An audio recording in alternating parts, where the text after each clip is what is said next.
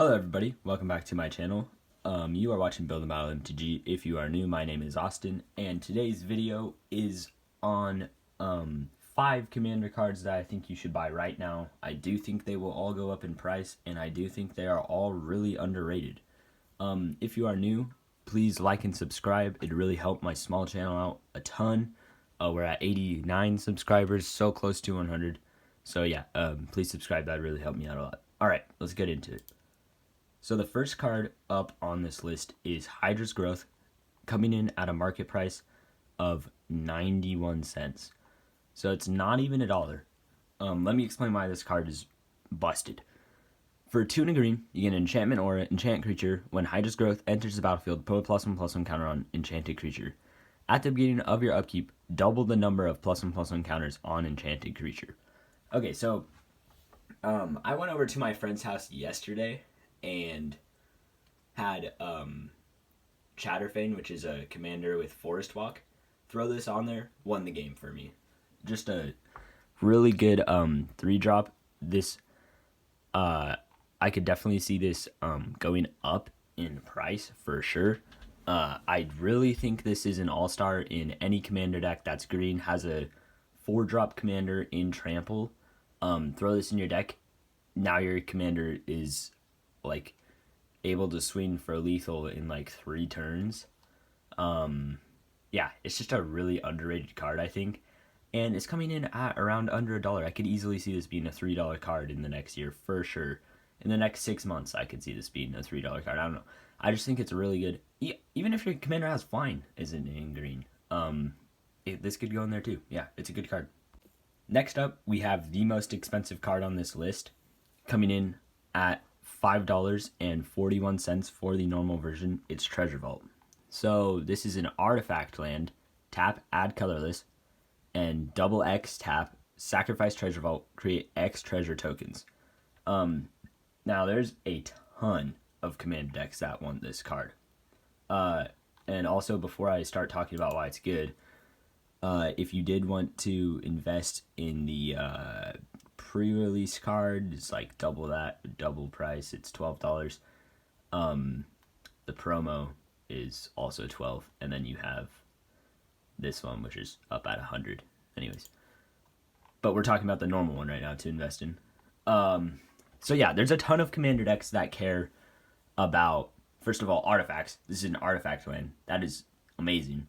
It enters untapped, so any land that enters untapped has a decent ability and is an artifact land in commander is good. This land is really underrated, I think, and there's a ton of decks that care about it. Just to name a few off the top of my head, Osgear, you could put this in your graveyard, make 2 of them, sack it for treasures. Any deck that cares about spending mana through treasures, I know they just printed a precon that does that. Chatterfane Squirrel General, you make tokens with this, get a bunch of squirrels. Some decks just care about making tokens. This can go in there. Or just artifact decks, you know? You can make the treasures. Those count as artifacts. Hellkite, Tyrant, Wincon. I just think this card's really busted. It enters untapped, which is so good. Yeah, I think it's a really good card. Next up on the list, we have Carter Doomscourge. This card's coming in at 10 cents market price, which I think is extremely undervalued. But let me explain why. Okay, so Carter is, for 2, a black and a red, is a 4/3 legendary creature demon berserker. When Carter enters the battlefield, until your next turn, creatures your opponents control attack each combat if able, and attack a player other than you if able. So this is forcing all your opponents to attack until your next turn for 4 mana, but there's more. Whenever an attacking creature dies, each opponent loses 1 life and you gain 1 life. This does not say attacking creature you control, so it's any attacking creature. Okay, so you're going to be forcing all your opponents to attack. The person who attacks first to your left is probably going to be really low on health or just die from lethal attack damage. And then you're just constantly draining throughout the game. You kind of have like a Zulaport Cutthroat type effect. If you have Sacrifice in your deck, you can declare your attackers and then sack them all and drain your opponents that way. But yeah, so this is only 10 cents. let's look at Disrupt Decorum. Uh, we're still talking about card right here, but this is just an example of another card that's. So this card is $3.25 for basically a similar effect.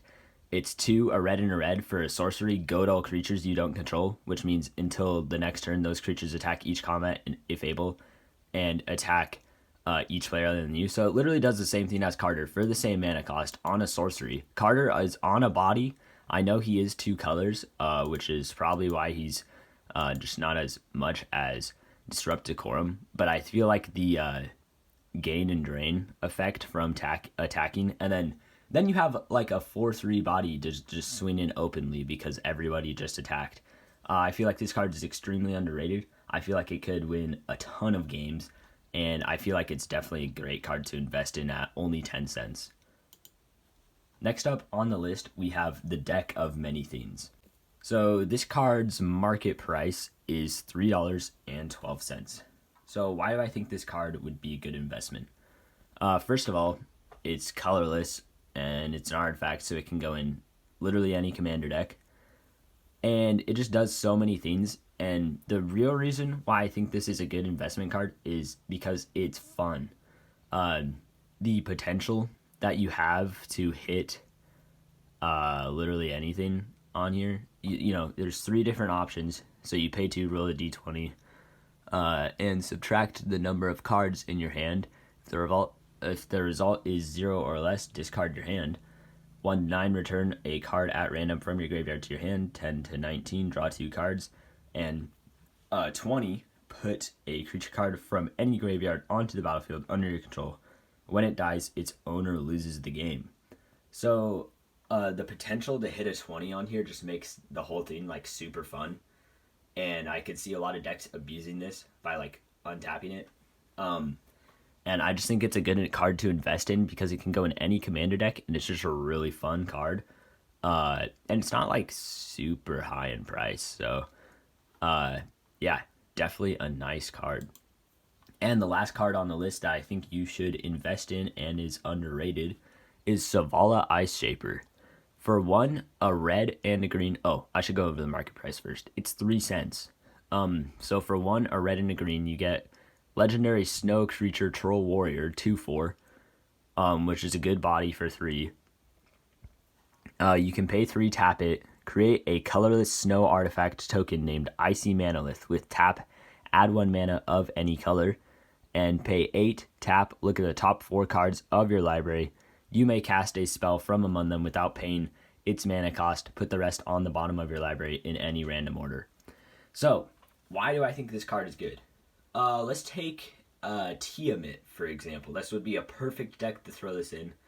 Play this turn 3. Turn 4, you're making a Manalith for 3. Next turn, you're making 1 for 2. Next turn, you're making 1 for 1. Next turn, you're making 1 for free. Next turn, you're netting mana off this. Obviously, you might not do this every turn, but if you can get this card out on turn 2, maybe you have like a turn 1 Soul Ring, something like that, this card can just make an obscure amount of mana rocks from just 1 card. The amount of Icy Manaliths you can make out of this is insane for being a 3-drop. And then also you have that other ability to actually dump mana into. I mean, your deck doesn't really have to care about the second ability, but it is nice if it does. Like, that's just a bonus.